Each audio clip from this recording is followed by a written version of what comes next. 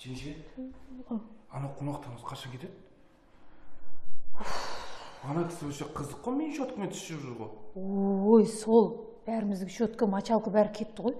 Енді білмеймін ғой, қонаққа келгеннен кейін қайтып кетті дейсің, өзім де шыным келіп жүр негізі. Сіз де құтылмай жүрсіз ба? Иә. Жеңше, онда менде бір жанда бір идея бар.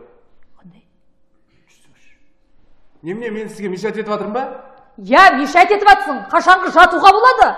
Сіздің қонақтарыңыз менің щеткамды пайдаланып жатса да іште кетіп жатқан жоқ қой? Балдар телевизордың алдында топырлап отырады.